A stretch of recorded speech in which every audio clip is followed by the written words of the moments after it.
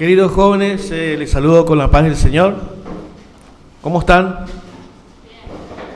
¿Están con frío? No apagaron la luz. Los veo muy calladitos, con frío, y me gustaría conocerles más a ustedes también. Yo sé que algunos me conocen, los que han nacido conmigo en la generación, y está bien, no hay problema. No hay problema. No, sí, para poner la Biblia. Pensé que era para subirme arriba de él. Bueno, yo a la mayoría conozco a sus padres, y ustedes también me conocen a mí. Muy contento de estar con ustedes, no estaba en mis planes venir acá, así que el hermano Alejandro me llamó en una oportunidad. Queremos invitar para dar una charla a los jóvenes, y en principio me sorprendió bastante, de que estén estudiando profecía, porque en nuestra época, en nuestra juventud, medio que profecía no nos gustaba mucho, porque siempre la consideramos una aburrida, muy larga, y no entendíamos nada. La verdad que no entendíamos nada, absolutamente nada. Esa es la verdad de las cosas. Venían hermanos con mucha voluntad a explicarnos cosas de profecía, nosotros nada que ver. No nos gustaba escuchar profecía. Así que desde mi adolescencia, ¿no es cierto?, como decía el hermano, no voy a hablar mucho de mí, pero quiero contarles algo. Provengo de una familia, la familia Molina, una de las primeras familias que vino a la Argentina, y creo que algunas familias de ustedes también, de las primeras familias que pisaron esta tierra argentina, y allí comenzaron con mucho esfuerzo, con mucho sacrificio, y hicieron lo que pudieron hacer con todo el esfuerzo, con todo el cariño a las cosas de Dios, y hemos llegado a este tiempo que también es un tiempo especial. Como decía nuestro hermano, los años van pasando, las cosas van sucediendo, porque el plan de Dios es perfecto, es maravilloso, y se van dando las cosas conforme a su voluntad, y nosotros no nos damos cuenta de los tiempos que estamos viviendo. Como les digo a los jóvenes allí de Oberá de Misiones, hoy ustedes tienen ventajas, muchas ventajas de las que nuestros abuelos, nuestros padres no tuvieron. He conocido hermanos que ya no están, que han aprendido a leer en la Biblia.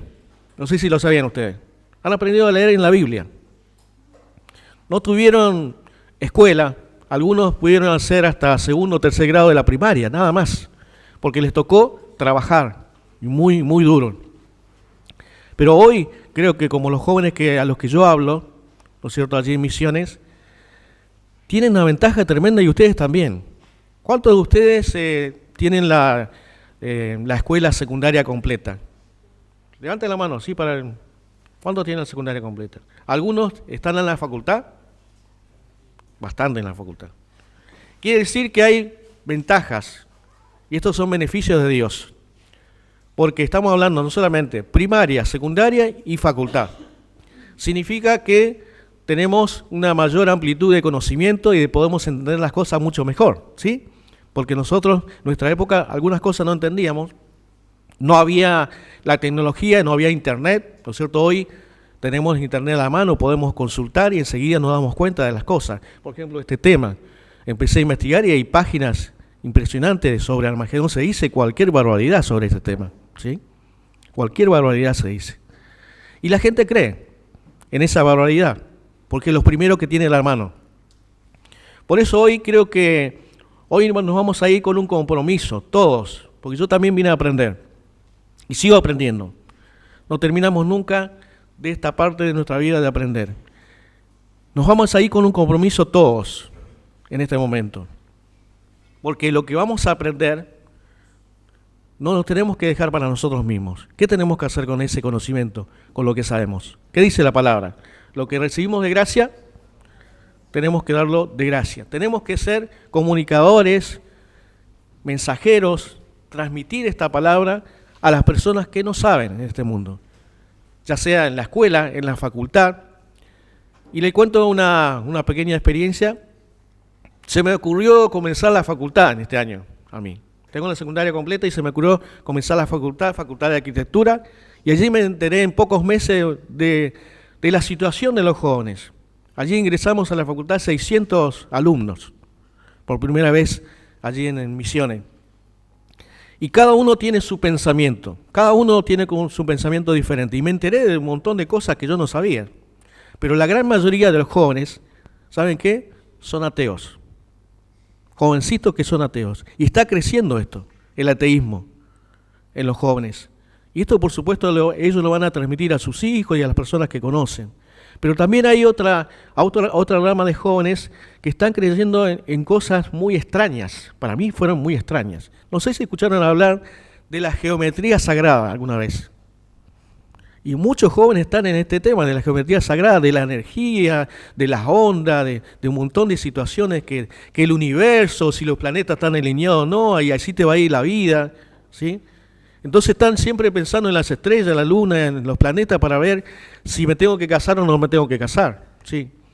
Y hoy la mayoría de los jóvenes deciden no casarse, no sé si lo sabían. Vivir una vida solos, completamente solos.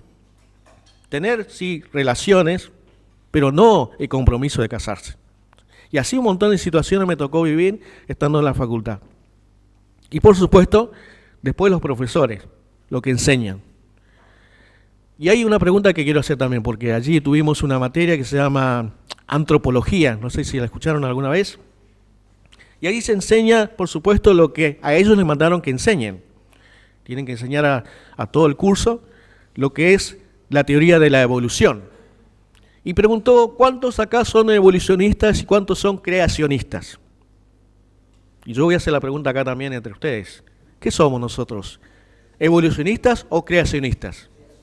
Creacionistas, exactamente, sí, porque creemos en la creación de Dios, no creemos en la otra cosa que nos enseña, que provenimos de, no sé, de los monos, ¿no? Que son nuestros parientes, son nuestros primos, los monos, ¿sí? Siempre nos enseñaron esto, ¿sí? La teoría del famoso muchacho Darwin, ¿sí? Que estaba medio rayado, ¿no? Y bueno, es toda una evolución y que nosotros, ¿no es cierto?, salimos de esa etapa, de esa línea, y fuimos creacionando. Y también nos enseñaban que no sé en qué año se descubrió el fuego, ¿sí? Que el hombre, de casualidad, creó el fuego. ¿Y ustedes qué creen? ¿El fuego cuándo fue creado? ¿Cuándo el hombre supo del fuego?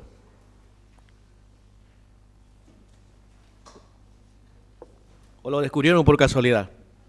Y así cosas como esta. Y así cosas como estas se las cuento porque quiero compartir. Así que lo que decía el hermano Alejandro, Mateo 24, la primera advertencia que hace Jesús a sus discípulos en ese momento, porque el capítulo 24 es un capítulo clave para entender profecía, dice, mirad que nadie os engañe, ¿sí? Y el mundo está para engañar, y muchos fueron engañados. Lo digo con conocimiento, ¿no es cierto? Que muchas personas fueron engañadas, no gente de afuera, gente de la iglesia, fueron engañadas y creen a esas cosas. ¿Pero por qué? ¿Qué pasó ahí que un joven fue engañado? Significa que no fue instruido, ¿no es cierto?, en la palabra de Dios. Pregunto, ¿cuántos hoy trajeron Biblia? Levanten la mano los que trajeron Biblia. Parece que algunos nomás. ¿Qué pasó? ¿La dejaron en la casa? Trajeron poco la Biblia, ¿eh? Y eso que yo iba a hacer un estudio bíblico hoy, y no traen Biblia, me parece que o son tímidos o no quieren levantar la mano. Ahora la pregunta, voy a hacer, ¿cuántos llevan la Biblia a la iglesia? También poco, ¿eh? Poco. Si queremos aprender la palabra de Dios, lo primero que tenemos que hacer es llevar la Biblia y un cuaderno y anotar las preguntas que surgen en el momento. Eso es lo que decía y me enseñó un hermano que, como le digo, tenía poca escuela, pero tenía conocimiento y decía, anoten las preguntas y después pueden preguntar. Donde estaban, yo decía, lo digo así, ¿no es cierto?, con mucho cariño, era adolescente, donde estaban todos los viejos estudiando, allí me metía yo. Allí estaba yo, metido. ¿Qué hacía yo? Tenía que estar jugando. Me gustaba la palabra de Dios y me sigue gustando, me sigue cautivando. ¿Cuántos conocen todos los libros de la Biblia? ¿Todos conocemos los libros de la Biblia? ¿Sí? ¿Dónde se encuentra el libro de Jacer? No está en la Biblia. En Josué aparece, dicen. En Josué, en el libro de Josué dice, ¿se acuerdan cuando Josué hace una oración y pide que el sol se detenga y la luna? Dice, esto también está escrito en el libro de Jacer. Y ahí encontramos en el libro de Josué parte del libro de Jacer. ¿Sabían esto o no? Bueno, entonces todos estos detalles los vamos encontrando en la palabra de Dios cuando yo me dedico a estudiar la palabra de Dios. Ahora pregunto, ¿cuántos estudiaron para este tema hoy? ¿Todos estudiaron? ¿O pegaron una leída nomás? Una pasadita. ¿Sí? Entonces, si nosotros tenemos que cultivar ese, ¿cómo podemos decir? Ese deseo de estudiar la palabra de Dios, porque allí vamos a encontrar conocimiento de la palabra de Dios, sabiduría de la palabra de Dios, y lo más importante, el plan de Dios para mi vida. Porque pregunto, ¿creen ustedes que Dios tiene un plan para su vida? ¿Lo creen? También poco amén he escuchado en estos momentos cuando estaba hablando hermano Alejandro. Parece que no es costumbre, ¿no?, de usar el amén. Y el amén es bíblico, ¿sí? Es bíblico. Dice que toda confirmación, toda afirmación la vamos a hacer con el amén. Si estoy de acuerdo, amén, ¿sí? Entonces tenemos que empezar esta relación con Dios y comienza también con la lectura de la palabra de Dios. Allí en Oberá comenzamos con estudios básicos. Hemos estudiado estos temas también, pero estudios básicos, como por ejemplo la oración. Usted dice, ¿quién no sabe el tema de la oración? Pero nos dimos cuenta que a los jóvenes les hacía falta el tema de la oración porque no estaban orando. Y le pregunto, ¿es importante la oración? Claro que es importante. ¿Qué alcance tiene la oración? Y la otra pregunta que le decía a los chicos, ¿Dios rechaza oración?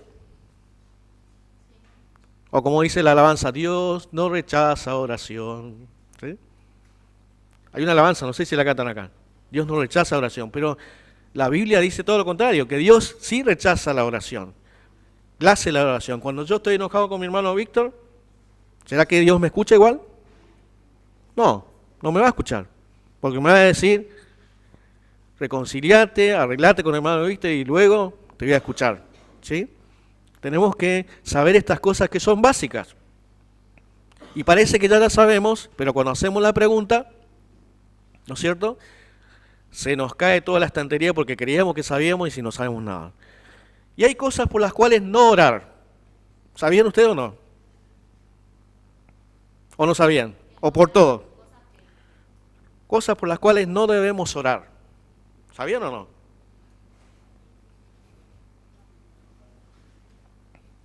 Ahí dice la Biblia que hay cosas por las cuales no debemos orar. Y bueno, les dejo esa inquietud para otro momento, ¿no es cierto? Como ayudita está en el Nuevo Testamento, lo dijo uno de los apóstoles, que escribió también el libro, y ahí dice por las cuales cosas no debemos orar. Rotundamente Dios dice, no oren por esto, ¿sí? Entonces no es que para todas las cosas tenemos que orar, pero sí tenemos que orar, por supuesto, cuando salimos de viaje, cuando salimos, hacemos un evento, hacemos también una actividad. ¿Oran ustedes antes de un examen? ¿Sí? Obviamente para que le vaya bien. Le cuento una. Allá los chicos de Oberá oraron tanto, dice, porque era una prueba difícil, era un final, oraron tanto que el Señor les respondió. ¿Y saben lo que pasó? El profesor se murió. Sí, me contaron eso, dice, se murió el profesor.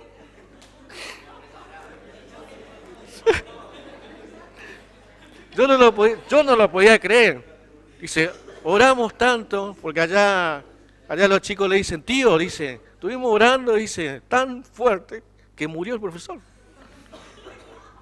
Yo sabía hasta la oración de Elías que hizo descender fuego del cielo, pero hasta ese punto no. Y bueno, se murió. ¿Qué va a hacer? Así que tiene poder la oración. Así que hay cosas muy lindas, chicos, en los caminos de Dios, como decía nuestro hermano Alejandro. Uno se mantiene, éramos pocos en esa época, éramos muy poquito, y me enganchaba en todos los proyectos. Estaba con los niños, estaba con los adolescentes, estaba con los jóvenes, estaba en la comisión zonal, porque éramos pocos, éramos poquitos y había que trabajar. Y se nos ocurrió un día la idea de hacer un encuentro nacional, una locura. A nosotros en ese tiempo era una locura. Pero lo pudimos lograr. Creo que tenía 15 años cuando se hizo el encuentro acá en el hogar escuela en Ezeiza. Creo que tenía 15 años, hermano Alejandro, ¿no? 15 o 16. Usted no había nacido. Pero un encuentro muy lindo y se fueron haciendo encuentros más lindos. ¿Y saben lo que pasó en esos encuentros? Fue productivo, ¿eh? Fue muy productivo. Porque empezamos a conocernos, a hacer amistad y a armar proyectos juntos. De grabar un cassette, de juntarnos para hacer un evento, para hacer tal cosa, para hacer lo otro. Y nos comenzamos a visitar. Eso produjo que nos comencemos a visitar y a conocer. Y esto de tanta amistad, también salieron matrimonios. ¿Sí? O sea que tuvo su efecto. Hay varios matrimonios que fueron producto de los encuentros nacionales. ¿Sí? Y esto es bueno. Esto es muy bueno. ¿Saben por qué? Porque el consejo de los ancianos, de los más viejitos, cuando decían a nosotros, a mí por ejemplo me decía, venga para acá, mijo, venga para acá. Le voy a dar un consejo. ¿Sí? Por ejemplo, el hermano Antolín Cueva, venga para acá, mijo, venga. ¿Cuántos años tiene? 15, 16. Cuando vaya a buscar compañeros, no vaya a buscar afuera. Busque dentro del pueblo. Porque las de afuera son un problema. Así nomás.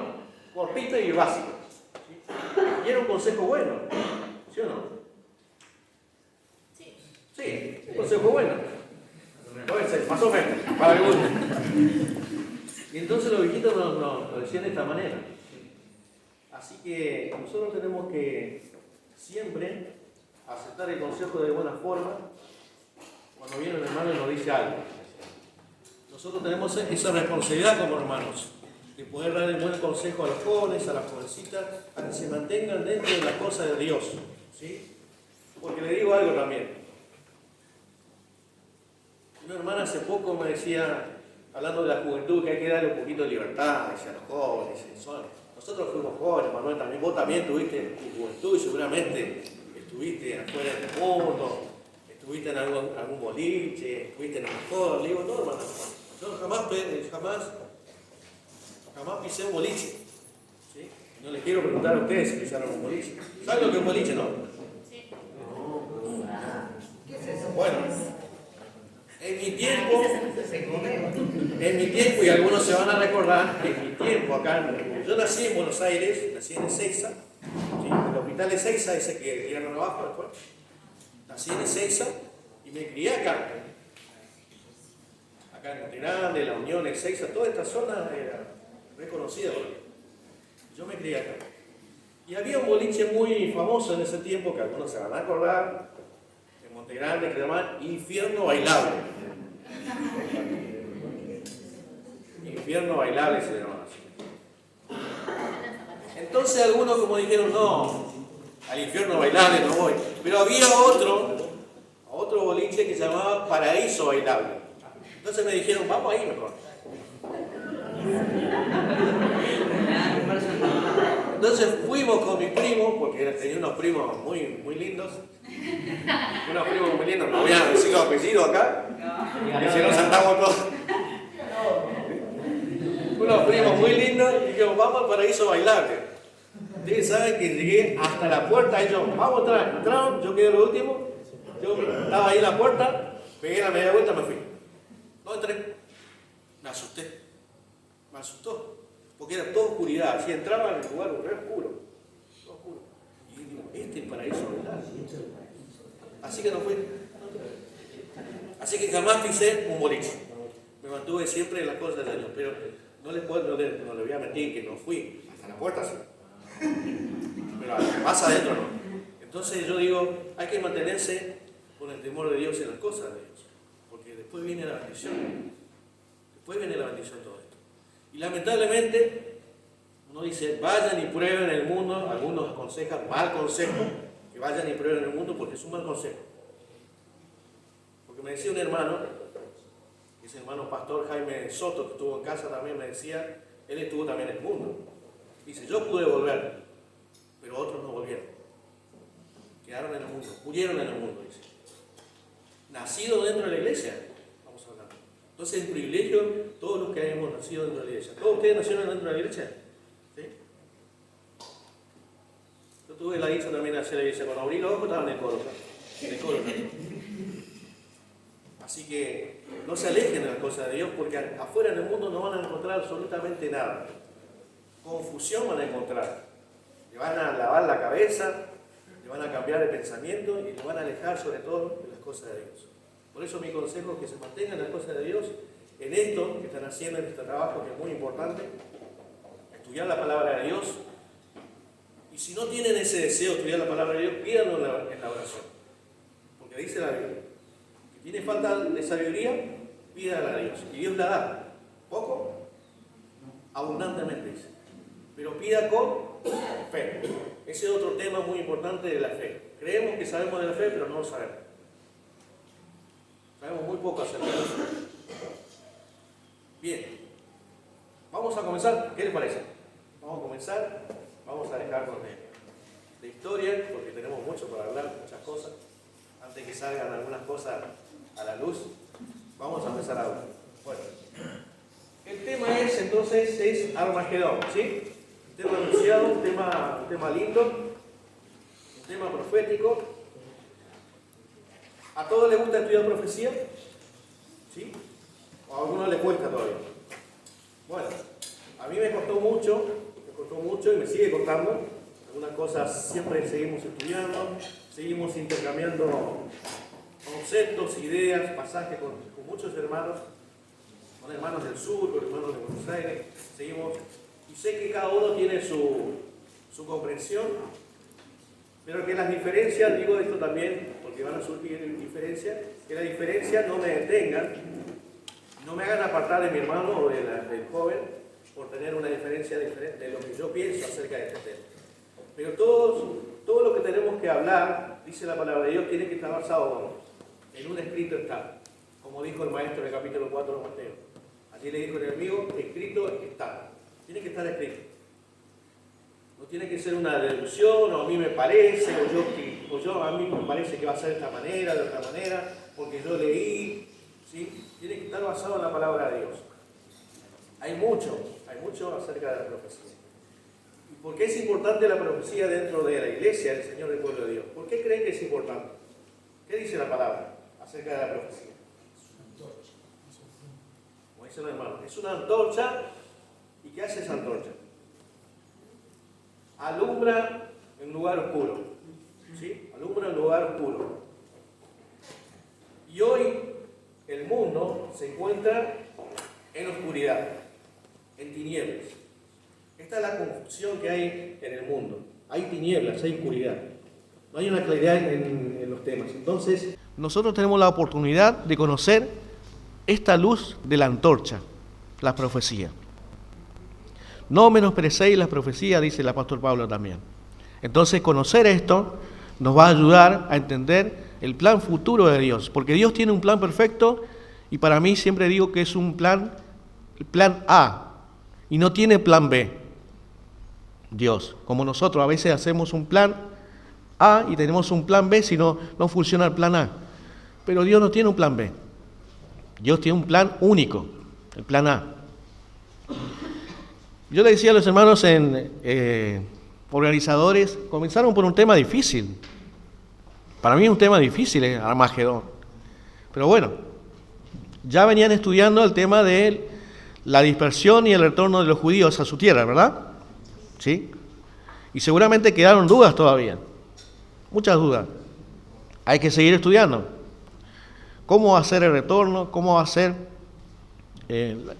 lo que Dios tiene para su pueblo?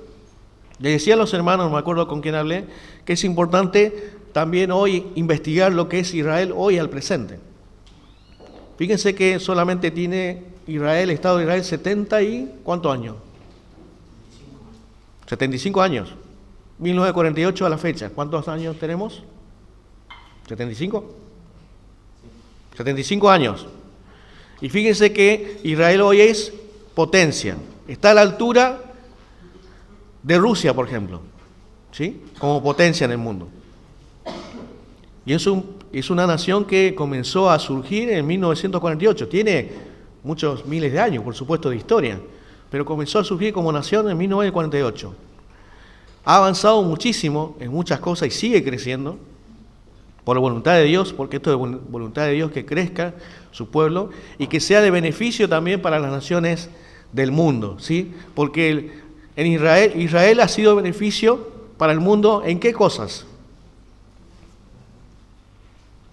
¿En qué cosas ha sido beneficio para la humanidad de Israel hoy en la actualidad? En la tecnología, en la ciencia, en la medicina, ¿sí? En la economía, ¿sí? Hoy está a la cabeza de todas las cosas. Y todas las naciones, todos los países, me acuerdo que en una época acá de Argentina iba mucha gente a Israel a capacitarse. Allá en Misiones iba mucha gente a Israel para capacitarse, porque esa capacitación no la tenía acá en Argentina, la tenían solamente ellos. Entonces ellos van a la cabeza. Vamos a entrar en el tema. ¿Tienen para anotar? Bueno, vamos a anotar entonces. Yo le puse que es la batalla de Armagedón, pero ahora nos vamos a dar cuenta que esto es simplemente un título. Vamos a ver de qué se trata, ¿sí? La única vez que encontramos la palabra Armagedón, la única vez y en el único lugar que encontramos este nombre es en el libro de Apocalipsis. Vamos al libro de Apocalipsis, capítulo 16, ¿sí?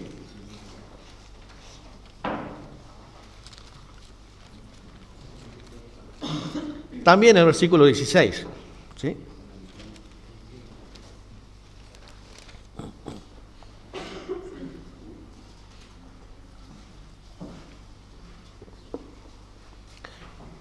Voy a pedir la colaboración de los jóvenes también, los que tengan ganas de leer. Vamos a leer este primer versículo de Apocalipsis, capítulo 16, versículo 16. Vamos a ver qué dice. No sean tímidos, ¿sí? ¿Sí? Sí, lean.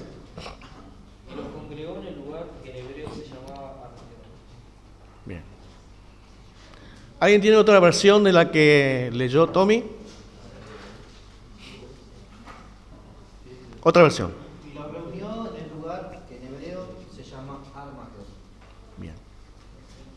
Los congregó, los reunió en el lugar que en hebreo, ¿sí? O sea que aquí tenemos una primera información, un primer dato. Armagedón es una palabra hebrea, una palabra hebrea, ¿sí? Palabra hebrea. Y esto es importante que sepamos que la escritura, la palabra de Dios, la escritura fue escrita en varios idiomas, pero el principal fue hebreo. También fue escrito en griego, ¿sí? Allí podemos hablar de la Biblia griega, que estaba ya en la época del Señor Jesús, estaba la Biblia griega, y también fue escrita en otros idiomas, pero no, este no va a ser el tema de hoy. Pero tenemos esta palabra en hebreo que es Armagedón. Y allí comienza ya la pregunta en este versículo 16. Y vamos a ver en qué contexto se encuentra esta palabra. Dice que los reunió en el lugar que en hebreo se llama Armagedón. La pregunta es, ¿quién? ¿Quién los reunió? ¿O quién los reunirá? Porque fíjense en qué tiempo habla Apocalipsis 16, 16, hablando de los verbos. ¿En qué tiempo le está hablando? No, los congregó, ya lo hizo. Aparece como que si fuera... Como que ya pasó. Pero ¿por qué habla en este tiempo? Tiempo del verbo.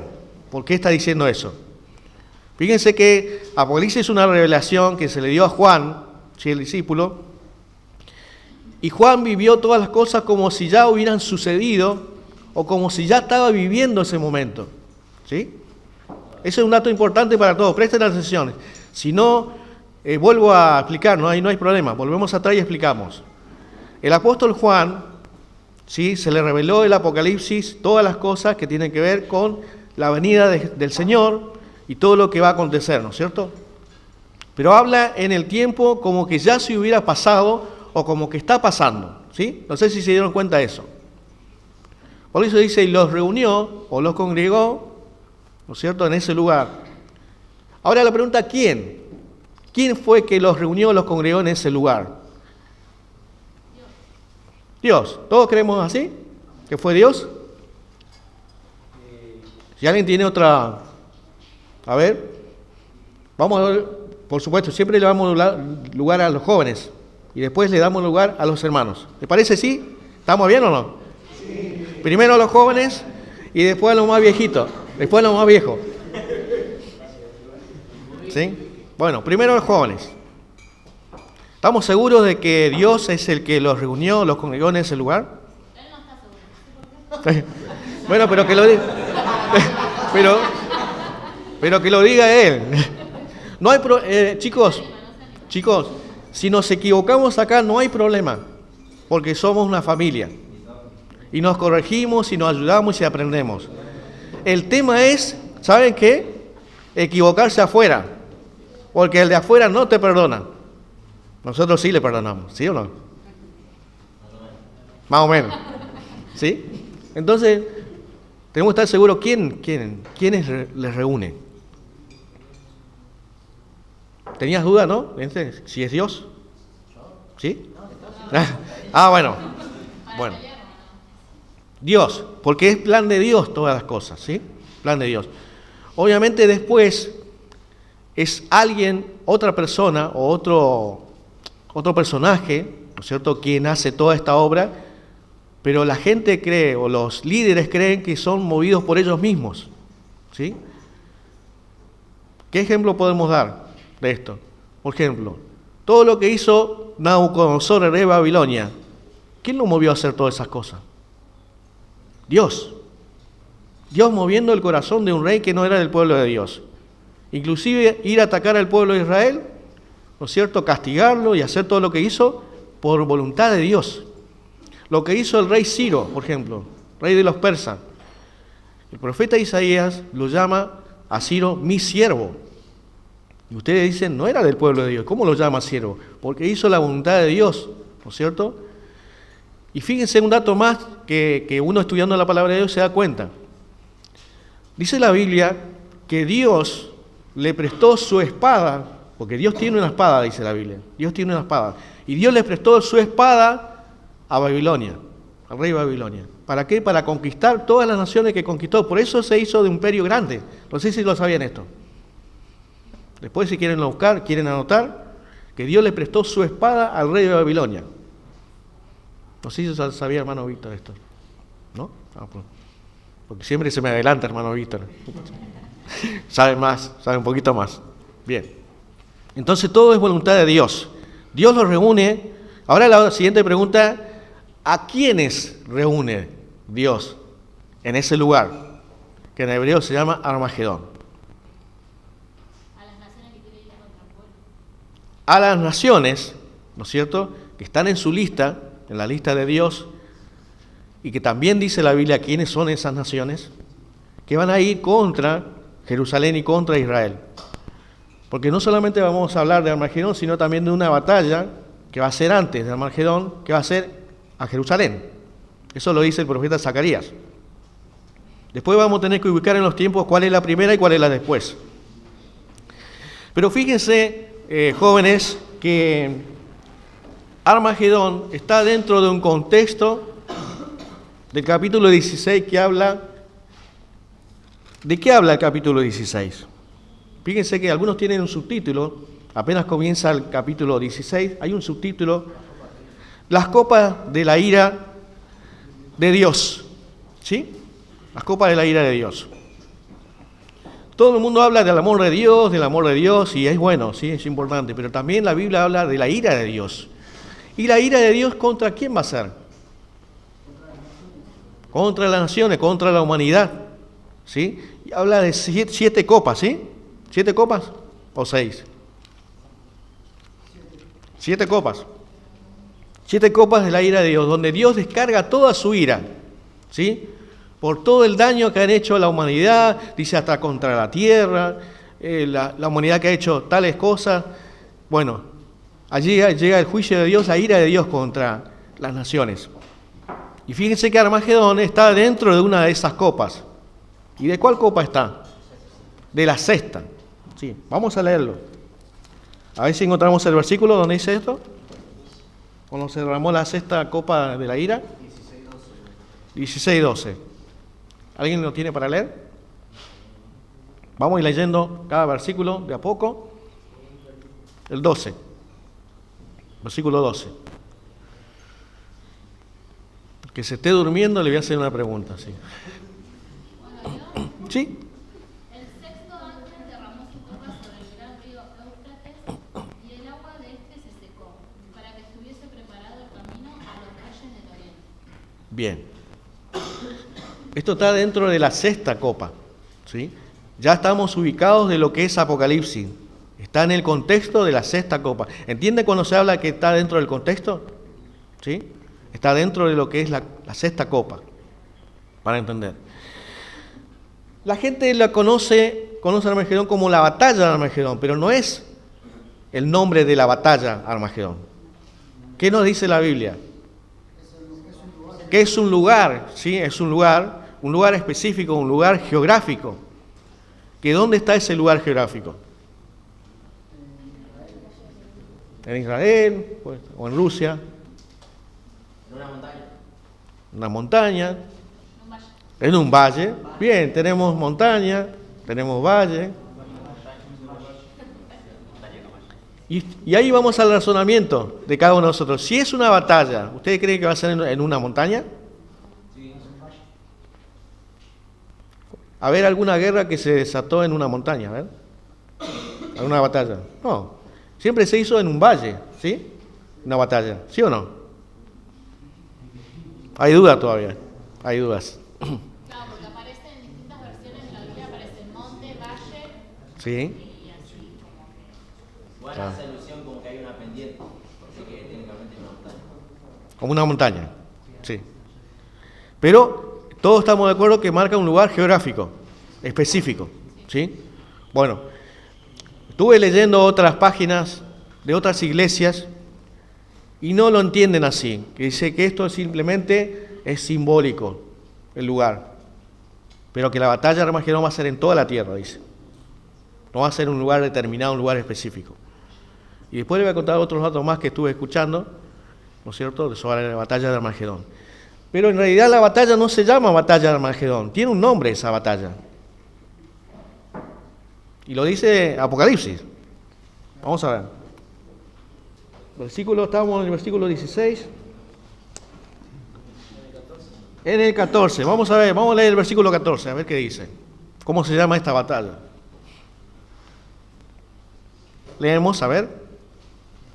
¿Todos tienen Biblia?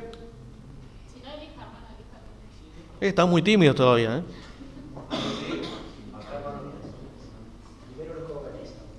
Los jóvenes. Primero los jóvenes, ¿sí? La fila de atrás, a ver. Allá veo a Edu. Y lo veo a Edu y lo veo a Edu nomás. Vamos. No tengan miedo de leer.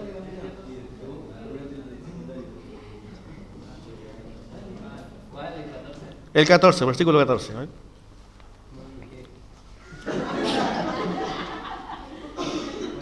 Pues soy el espíritu de demonios, que hacen señales y van a los reyes de la tierra en todo el mundo, para reunirlos a la batalla de aquel gran día del Dios Todopoderoso. ¿Cómo se llama la batalla entonces?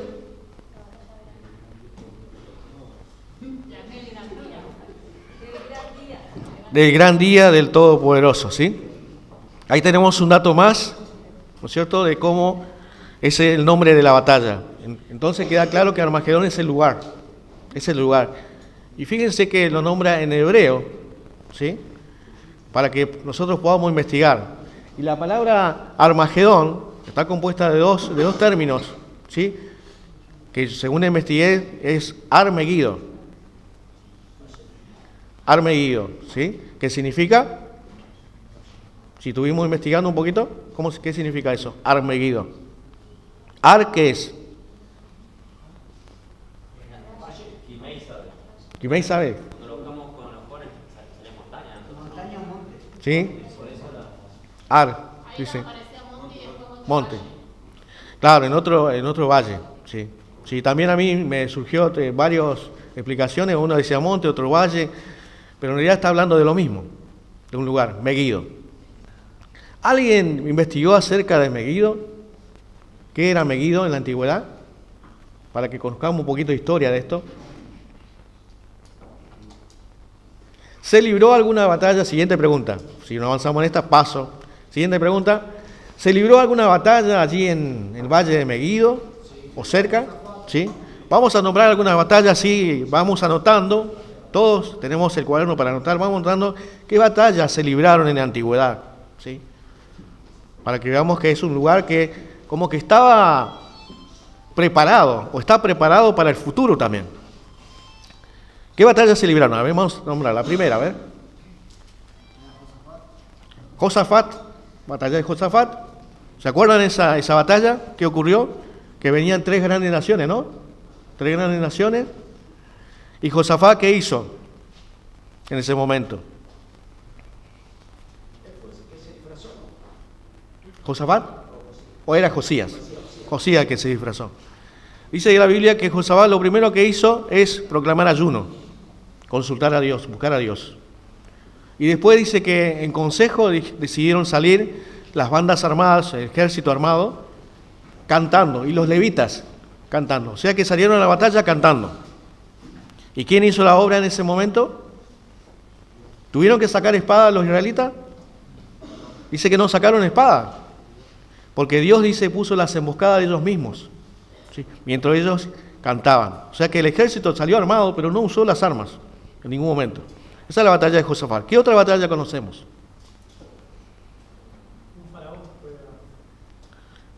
Creo que fue Faraón Necao, ¿sí? Faraón Necao, y justamente ahí aparece también Josías, ¿sí? Aparece Josías.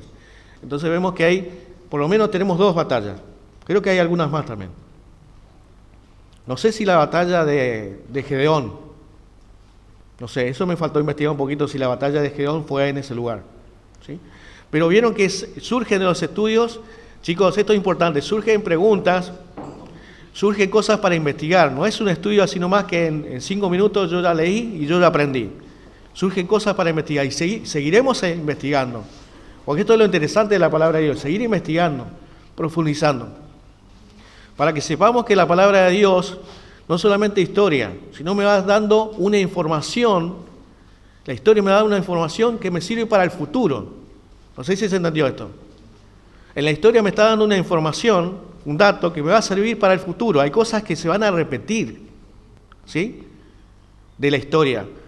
Por ejemplo, historias que se van a repetir.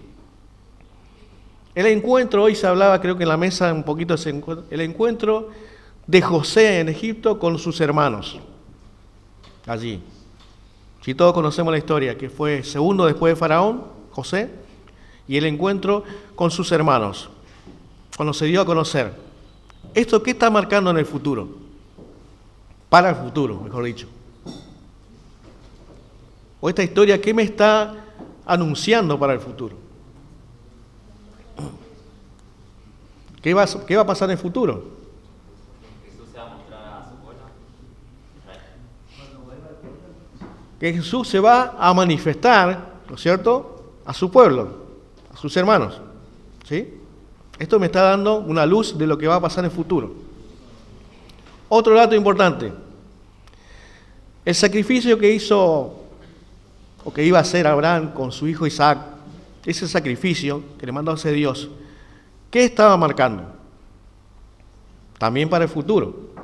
¿Qué es lo que estaba marcando ese sacrificio? ¿Cómo fue la pregunta? Bien. Cuando Dios, en el capítulo 22 de Génesis, le dice a Abraham, toma a tu hijo y ve y ofrécelo en holocausto, en el lugar que yo te mostraré.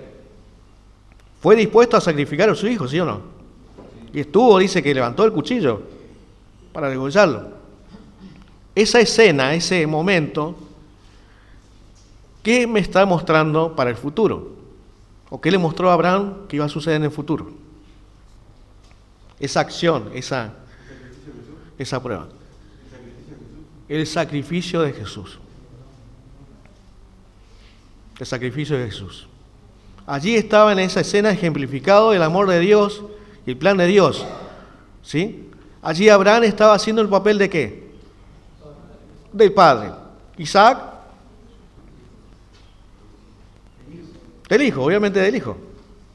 Pero en aquel momento no fue sacrificado Isaac. ¿Quién fue sacrificado en ese momento? Un carnero, dice. Pero que estaba representando ¿a quién? A Jesús. Sí, Jesús tomó el lugar de Isaac. Y fíjense que Isaac era el hijo de la promesa. De la descendencia de Isaac iba a venir el Cordero de Dios. ¿Sí? No sé si están entendiendo. ¿Están entendiendo? Si dicen yo no entiendo, volvemos a explicar, no hay problema. ¿Vieron cuando los profesores en la facultad dicen, ¿todos entendieron? Sí. Y nadie entendió nada. Y la verdad de las cosas, nadie entendió nada. La verdad de las cosas, nadie entendió. Entonces yo voy a usar un método. Si todos entendieron, cuando me dicen todos entendieron, voy a pedir que uno pase y explique. ¿Te parece? ¿No les gustó mucho la idea? No estoy de acuerdo. Hay algo simple porque tenemos que también desarrollar la capacidad de poder hablar en público. Yo tuve que vencer esto, le cuento algo así, abro un paréntesis. Yo tuve un problema, o lo tengo, que es la timidez, la vergüenza. No me gusta hablar en público, ¿ustedes sabían o no? No me gusta. Inclusive cuando era adolescente, cuando venía mucha gente a casa, yo me encerraba en mi habitación porque no soportaba la idea de que haya mucha gente en casa. Entonces me encerraba. No sé si alguien tiene este problema. Es un problema, sí.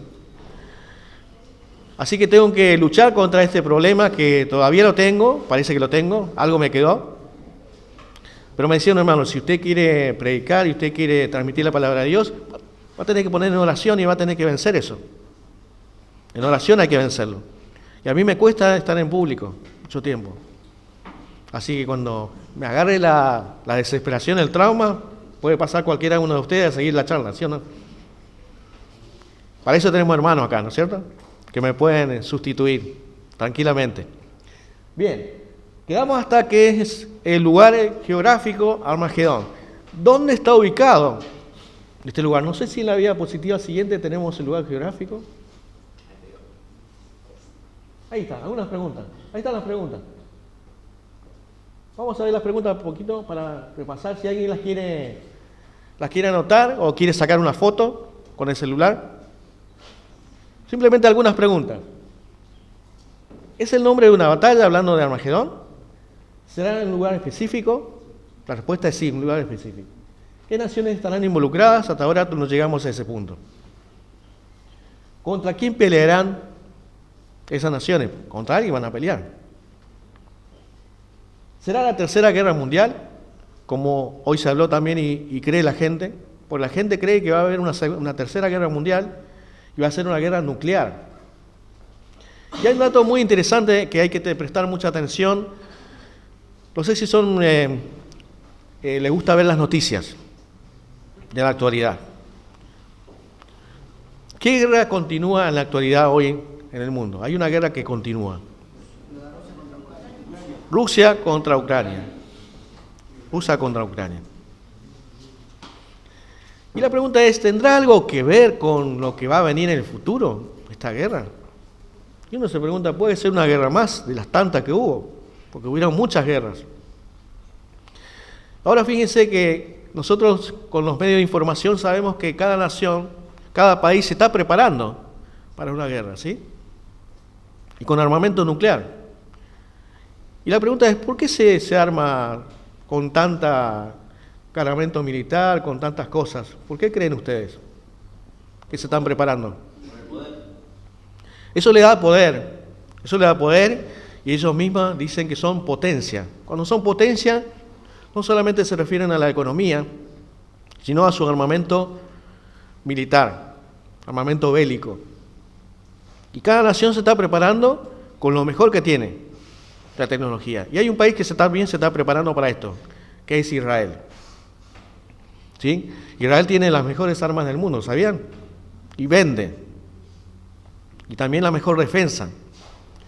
Hay una defensa que ustedes seguramente la saben, que se llama el escudo de hierro. Al principio se llamó el escudo de David, ahora se llama el escudo de hierro. Que saben cómo es un sistema. Capaz que ustedes lo pueden explicar mejor. ¿Alguien sabe cómo funciona el escudo de hierro? O la cúpula de hierro. Es un sistema automático que intercepta cualquier balística, cualquier misil que Exactamente. se acerque a la ciudad. ¿Y la eficacia? ¿Cuánto es la eficacia? Casi el 100, 96%. Exactamente. Esa es la eficacia de él. Vieron que la última vez que lanzaron misiles, ¿no es cierto?, fueron interceptados, la gran mayoría. Y fueron justamente a ciudades importantes. Una oportunidad también fueron lanzados misiles a la ciudad de Tel Aviv. Y fueron interceptados. Y este escudo de hierro también los tiene Estados Unidos, no sé si lo sabían. Estados Unidos y otras naciones más. Lo han comprado, obviamente, lo que sale, ¿no es cierto?, lo que sale, la última tecnología, las naciones quieren comprarlo. ¿Quién le está vendiendo armas a Ucrania? Israel y Estados Unidos. ¿Quién le está vendiendo armas a Rusia? ¿Vieron? Hay información que tal vez no somos de buscar información, pero todo esto tiene que ver con lo que se aproxima. Y decía bien el hermano que para nosotros por ahí lo vemos muy lejos que va a pasar esto. Muy lejos. Pero la verdad es que falta muy poco. Falta muy poco.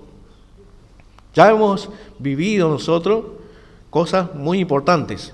Y a ustedes les tocará vivir, ¿no es cierto?, también cosas muy importantes que lo menciona la palabra de Dios. Bien, vamos a avanzar. Ahí tenemos entonces qué significa la palabra Armagedón. Se deriva de dos palabras, Ar y Megido. Ahí dice Ar, montaña o monte. Algunas veces usado figurativamente, campo de muchas colinas. Megido o Megidón fue una de las majestuosas ciudades de los cananeos. Eso le preguntaba yo de la historia. Hasta que Josué la capturó. O sea, Josué tuvo mucho que ver con esa ciudad. Después de esto se la dio a la tribu de Manasés. ¿Sí?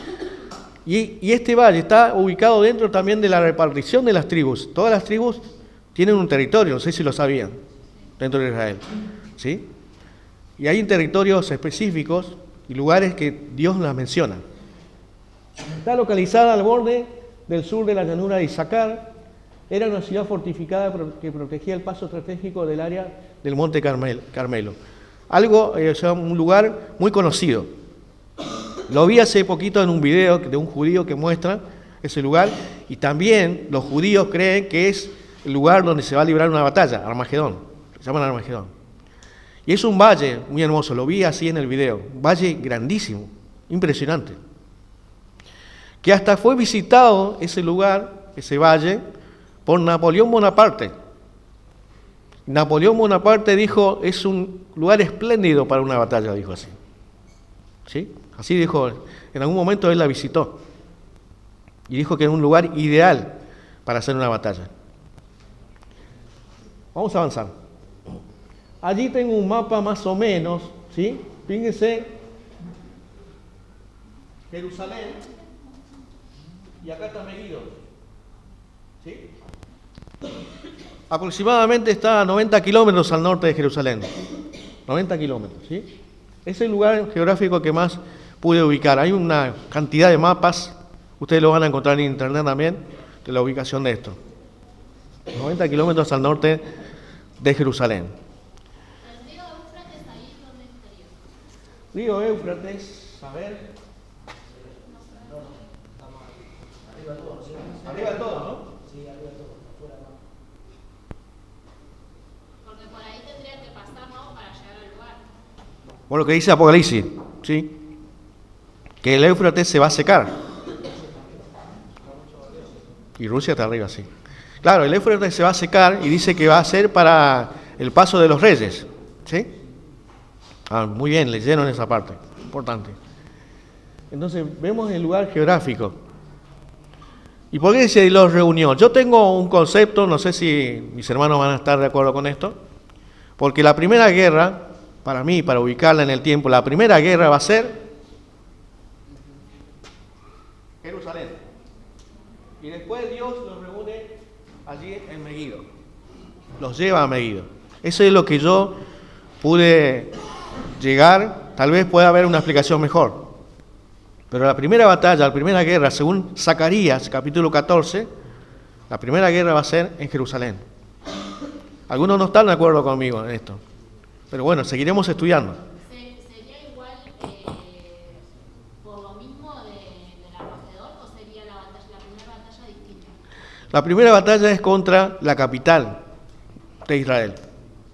Porque toda nación, para poder desestabilizar a un reino, a una nación, siempre se genera va a la capital. Porque para ese tiempo que suceda esto, va a ser reconocida Jerusalén como capital de Israel. Eso es un dato importante también, ¿sí? Hace poquito, ¿no es cierto?, en la administración de Donald Trump, recuerdan que él había puesto como Jerusalén como la capital. Y para muchas naciones fue una locura. Y no la terminaron reconociendo, por supuesto. Pero va a ser, como dice Zacarías también, no me acuerdo del capítulo, pero dice que Jerusalén va a ser la capital, como siempre fue. Y el ataque va a ser primeramente a Jerusalén. ¿Ahí sería que tiene que derribar la mezquita para construir el templo? Exactamente. Va a tener que ser derribada antes de todo esto, antes de que suceda todo esto, va a ser derribada la mezquita. Y también con respecto al tercer templo, también tengo mis deducciones o explicaciones de que para mí va a ser reconstruido el tercer templo. ¿Sí? Por muchos datos, por mucha información de la Biblia.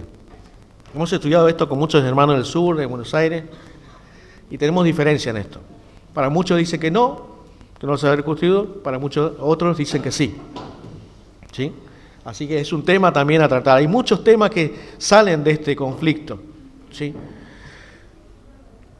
La pregunta que me queda y que voy a dejarla para estudio, para que pensemos, tal vez hay un dato, le decía a un hermano, tal vez pasé por alto un detalle, porque siempre pasamos por alto detalles, y en otro momento que lo volvemos a leer, lo encontramos, o algún hermano ya lo encontró, vamos a leer primero Zacarías 14, para que sepan a lo que me refiero. Zacarías capítulo 14.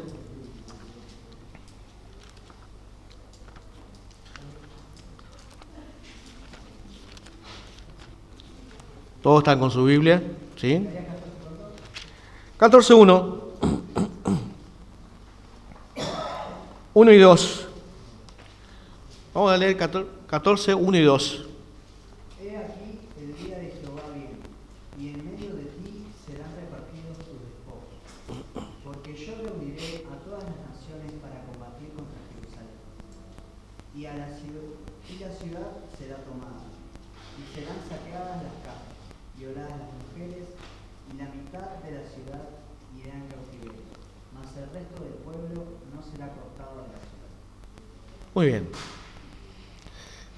Otro suceso muy triste para Israel, que yo lo llamo, como dice Jeremías, creo que Jeremías, la angustia de Jacob. Es una angustia que jamás tendrá que sufrir el pueblo de Israel, todavía, mucho más. Todos creemos que ya sufrió demasiado, ¿sí o no? Después lo de Hitler, del Holocausto, creo que nadie quiere ver a sufrir a Israel, pero tendrá que sufrir otra vez.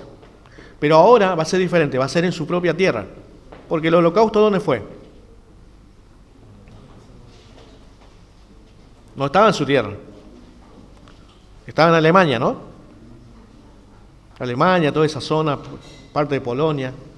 Pero en esta oportunidad va a ser en su propia tierra. Porque ellos van a creer, los judíos creen, ¿no es cierto?, que nadie va a poder contra ellos. Porque ellos también se están preparando para esto.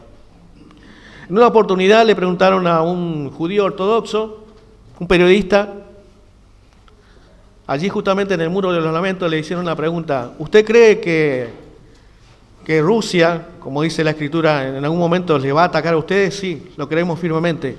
Y nos estamos preparando para eso, dijo el judío ortodoxo. O sea que ellos ya tienen, ¿no es cierto?, incorporado esta idea de que van a ser atacados y que el principal potencia va a ser Rusia, por la Escritura. ¿Sí? Bueno, volvamos a Zacarías 14, dice que va a pasar algo en Jerusalén. Y acabamos de escuchar, ¿qué va a pasar en Jerusalén? Leemos por favor otra vez, 1 y 2, a ver con voz fuerte y clara alguien que pueda leer. Otra vez, 1 y 2 de Zacarías.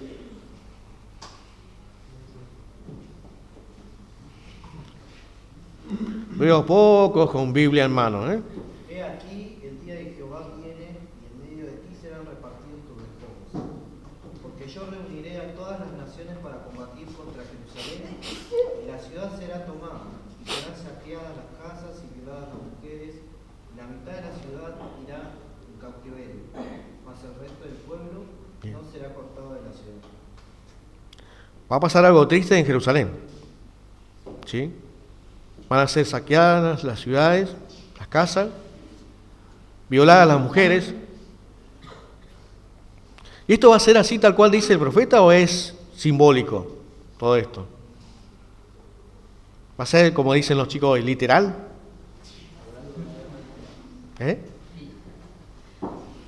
Porque acá empiezan las interpretaciones a veces también.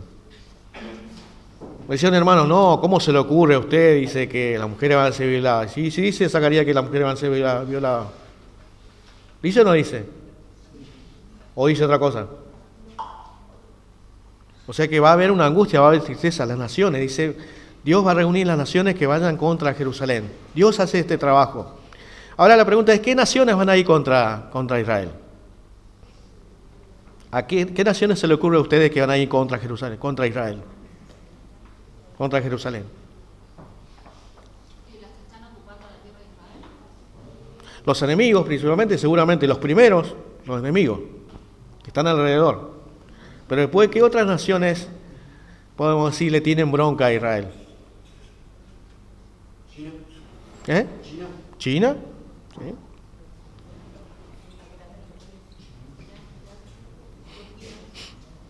Porque dice todas las naciones, ¿sí?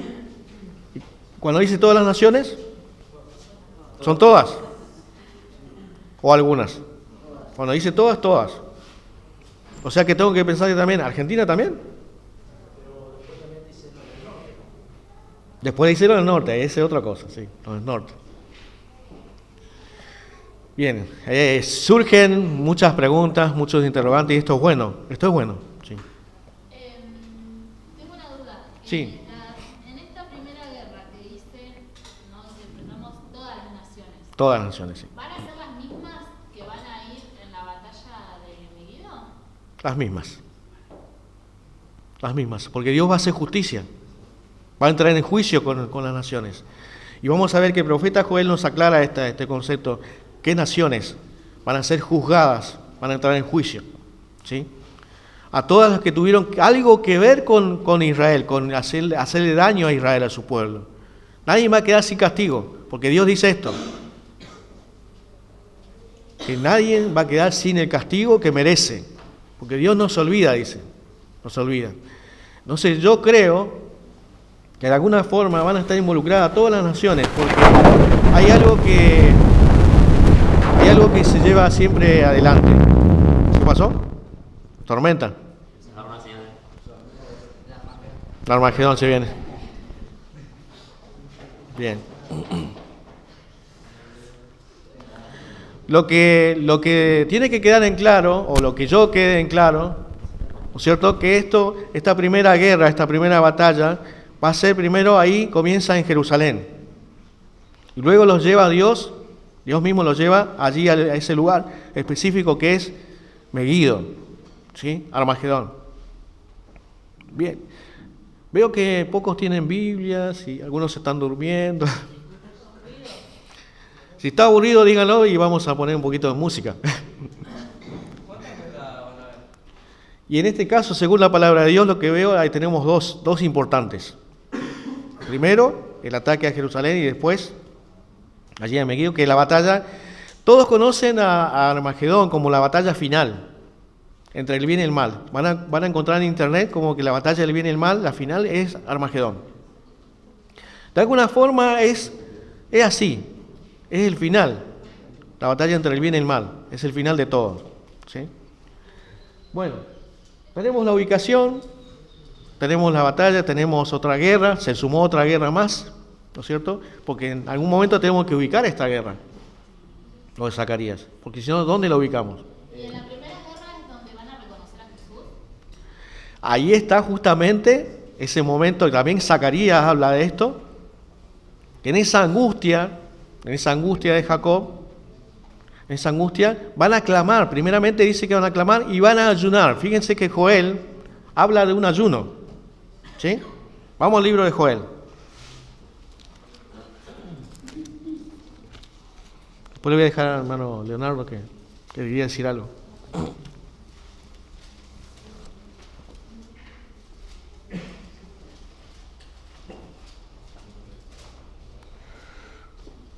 Joel capítulo 2.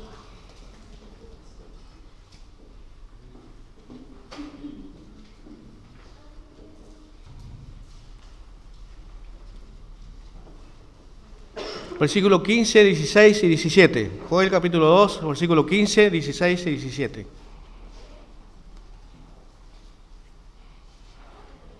Antes le voy a dejar al hermano Leonardo. Hermano Leonardo iba a acotar algo.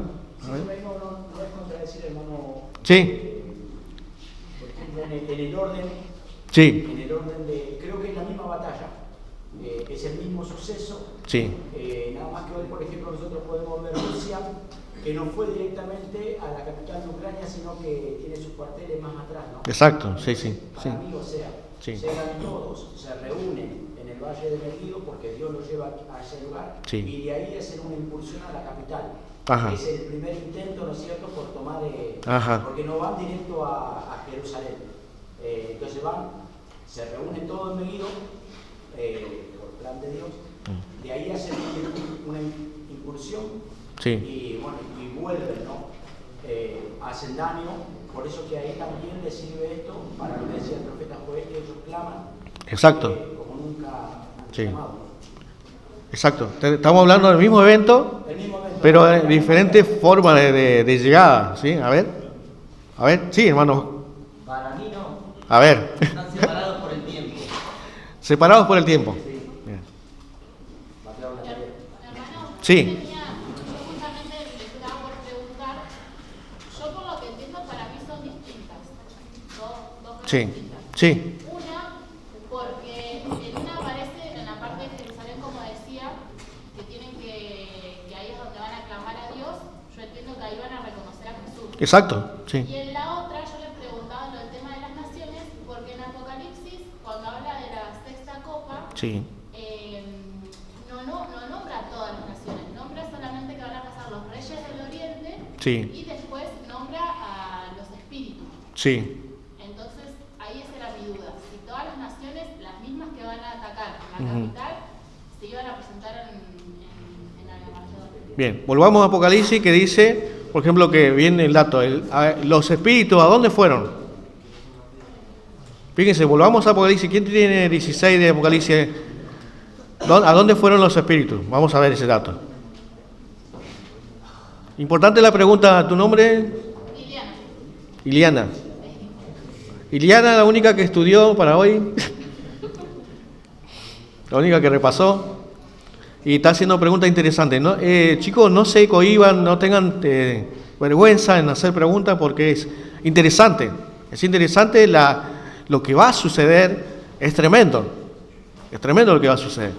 Nos estamos ubicando en el tiempo, los acontecimientos estamos de acuerdo, pero a veces en el tiempo nos cuesta, ¿sí? Lo que dijo el hermano Leonardo, lo que dijo el hermano Víctor, también tiene que tener sustento bíblico, ¿sí o no?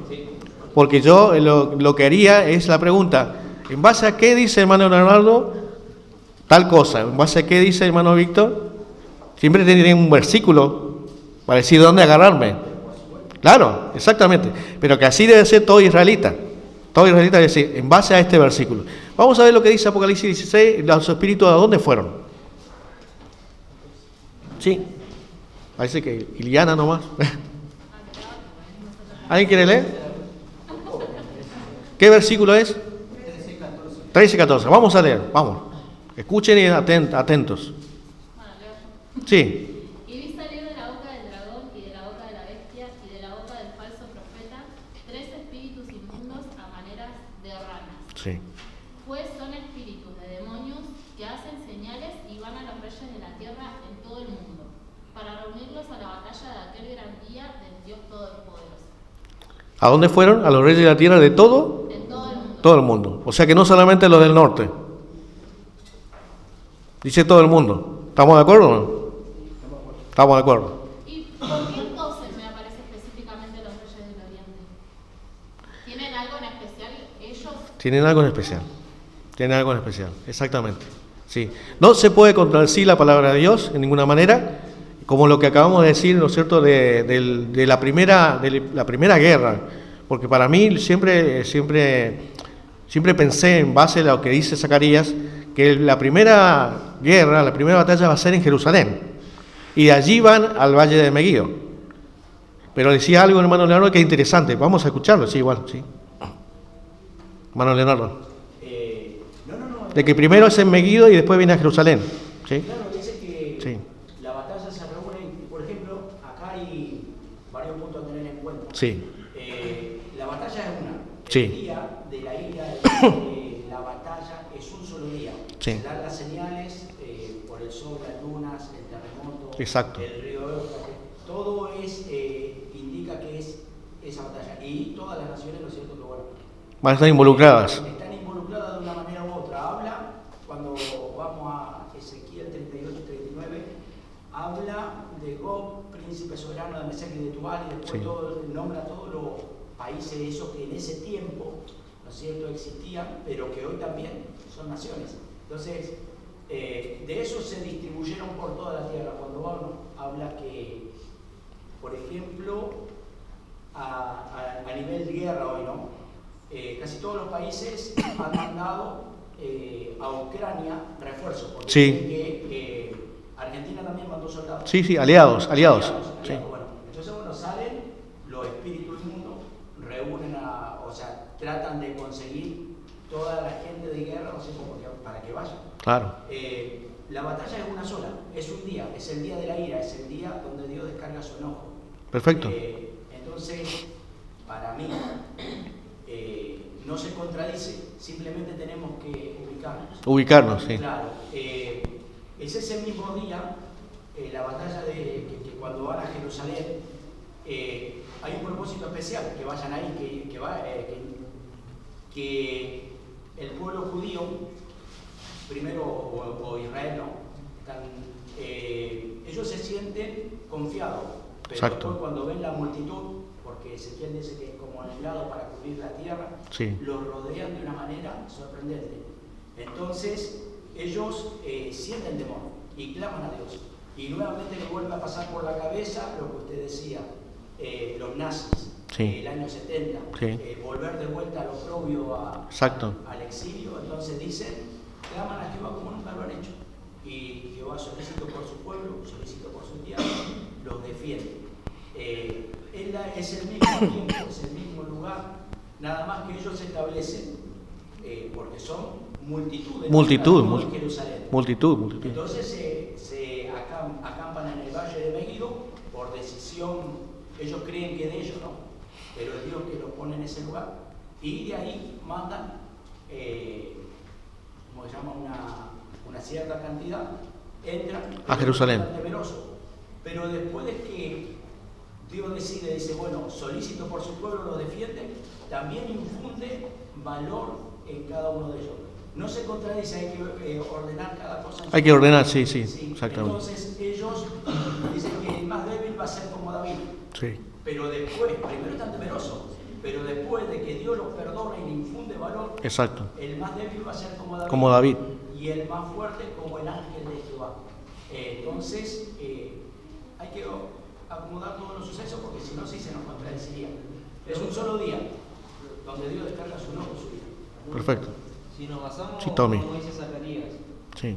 que dice que va a haber guerra en Jerusalén, y después en el versículo 3 dice, después de lo que pasa en la De guerra. lo que pasa ahí, sí. En el versículo 3 dice, después saldrá Jehová y peleará con aquellas gentes como peleó en el día de la batalla. Exacto. O sea, no hay contradicción. No hay contradicción. ¿Sí?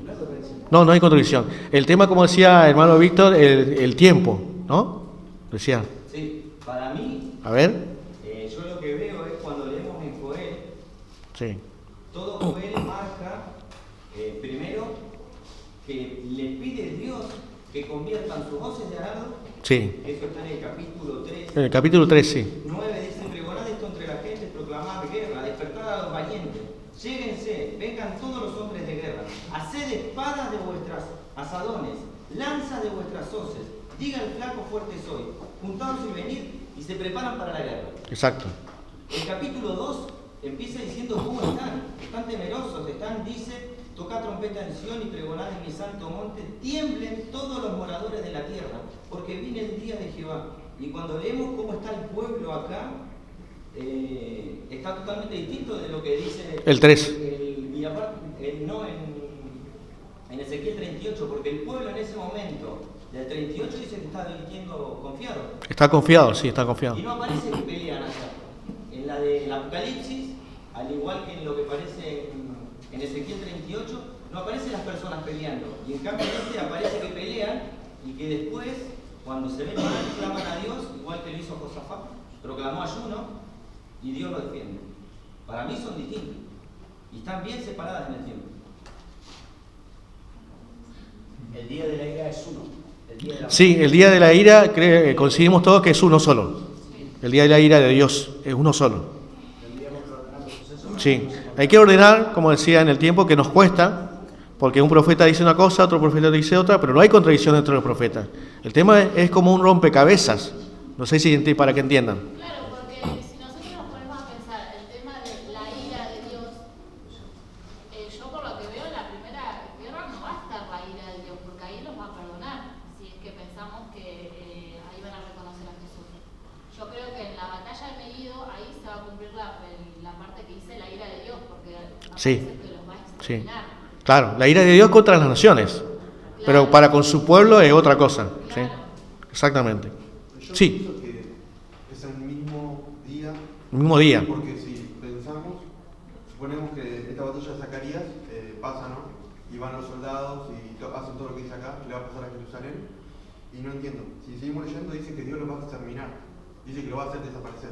Los va a desaparecer. Son Exacto. distintas, y estas primero lo va a hacer desaparecer y después se van a juntar de vuelta y van a atacar, entonces Sí. como que no concuerdan mucho. Estoy de acuerdo en parte con lo que dice hermano Leonardo, que eso que es como una comisión que manda, ¿no es cierto?, parte del ejército hacia Jerusalén, ¿no es cierto? De todas maneras, esos que van a Jerusalén también van a ser exterminados. También van a ser exterminados, por supuesto. Porque se tiene que cumplir. Tanto lo de Zacarías como lo de Joel se tiene que cumplir a la perfección en ese día, ¿sí? El tema es nuestro, el ordenar el tiempo, qué viene primero y qué viene después. Pero que el juicio de Dios, la ira de Dios, va a ser contra las naciones, contra todas las naciones. Interesante lo que dice Joel, lo que íbamos a leer, lo que decía Iliana, ¿no es cierto?, del perdón de Dios hacia su pueblo. ¿Qué primero hace el pueblo al verse, ¿no es cierto?, acorralado y sin fuerza y sin potencia? Porque hoy el pueblo de Israel está confiado en su propia fuerza, ¿sí o no? Lo hemos escuchado del primer ministro de Israel, Benjamín Netanyahu, que dice ellos están confiados en todo su poderío. Y ellos dicen que están preparados para lo que venga de los enemigos. Imagínense. Y hay cosas que nosotros tal vez no sabemos. Hay cosas que sabemos por los medios de información cómo se están preparando, pero hay cosas que no sabemos, ¿sí o no? Están en secreto. Pero que se están preparando para este momento porque saben, por la Escritura también, que se viene una guerra importantísima. Y se están preparando para esto. Lo que me gusta de Joel, parece que Joel está más ordenado, ¿no? Capítulo por capítulo viene ordenado, ¿cierto? Tanto el capítulo 2 como el capítulo 3. Y vamos a leer, ¿no es cierto? Habíamos ido al capítulo 2 y vamos a leer esto. Versículo 14, 15 y 16, ¿puede ser? Capítulo 2, versículo 14, 15 y 16. Vamos a leer la lectura. Paralelamente, como decía Eliana, paralelamente a esta guerra, viene la conversión del pueblo de Israel, ¿sí? Pero primero tiene que pasar Israel por una angustia, llamada la angustia de Jacob, ¿sí? Yo la llamo la angustia de Jacob, no sé si otro hermano tiene otra definición, otra expresión con respecto a esto, pero es la angustia de Jacob que menciona. Capítulo 2, 14, 15 y 16 de Joel. A ver. Vamos. Vamos a la lectura. Sí, 15 y 16. ¿Quién sabe si volverá y se apiadará y librará bendición tras de él? Presente y libación para Jehová de un voto. Tocar trompeta en Sion, pregonada fino, llamada congregación.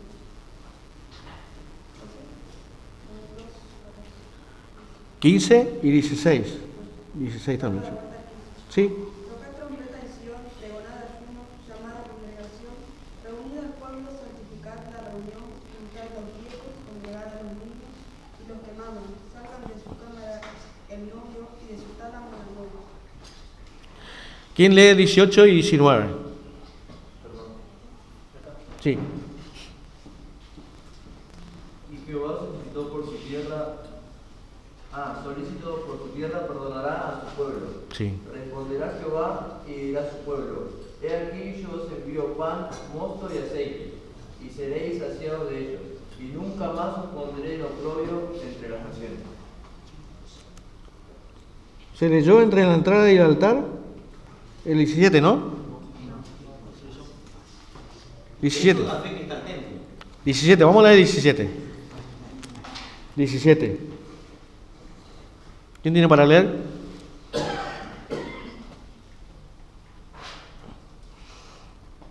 ¿Nadie tiene para leer? ¿Nadie tiene Biblia?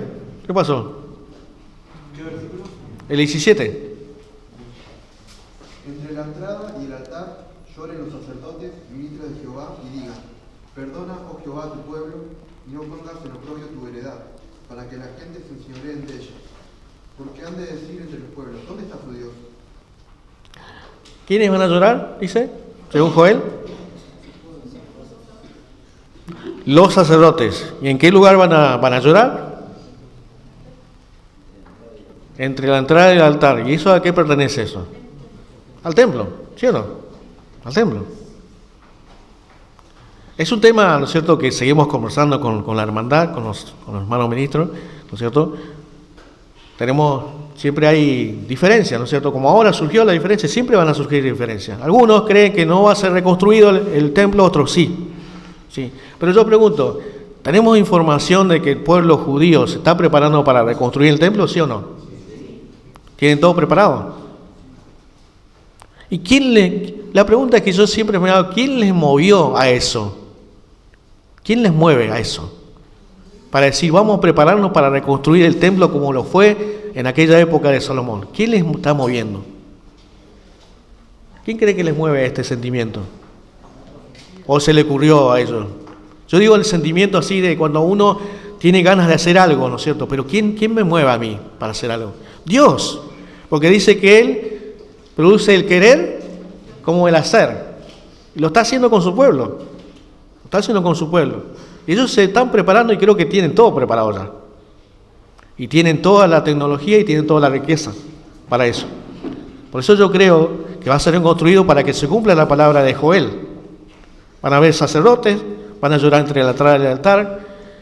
Como decía la joven, va a estar la conversión de Israel, que es también maravillosa estudiar la conversión de Israel. No sé si ya la estudiaron como tema.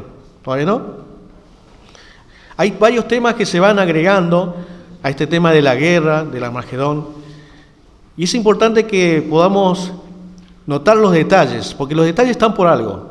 Los profetas hablaron por algo. No se contradice Joel con lo que dice Zacarías, ni se contradice con lo que dice el apóstol Juan. De ninguna manera. Nosotros tenemos que investigar más y ubicarlos. Como le decía, es como un rompecabezas. Vamos ubicando las piezas, pieza por pieza, y no hay contradicción alguna. Y ahí recién vamos a entender. Pero estoy notando que en este momento, porque estoy haciendo un sondeo también, de paso, que a no todos les fascina o les gusta la profecía, ¿sí o no? ¿Es así o no? No a todos les gusta la profecía. A algunos les gustará otros temas, que son importantes también. Hablar de la fe, hablar del amor, hablar de la fiesta. Es un tema importante, pero este también es sumamente importante. Y como le decía, a mí me alegra que estemos un grupo de jóvenes, una linda juventud, hablando de esta profecía. Porque en mi tiempo era muy poco lo que le gustaba la profecía. Pero vamos paso por paso, y a mí no me molesta que me digan, hermano, no entendí. Explique de nuevo. No hay problema, explicamos. No entiendo este pasaje, no entiendo lo que dice acá. Porque lo sacamos las dudas, tenemos que sacarnos las dudas para poder seguir avanzando. No puedo avanzar más allá, como le digo a los chicos. No puedo decir, vamos a la multiplicación, a la división, cuando no aprendí, por ejemplo, las tablas. Y en esto es lo mismo, tenemos que aprender las tablas para poder más adelante multiplicar, dividir, hacer ecuaciones y todo lo que ustedes ya saben que es muy feo en la facultad. ¿Sí? El que estudió álgebra, creo que sabe lo que es, ¿no es cierto?, lo que es matemática, es que es horrible, ¿sí?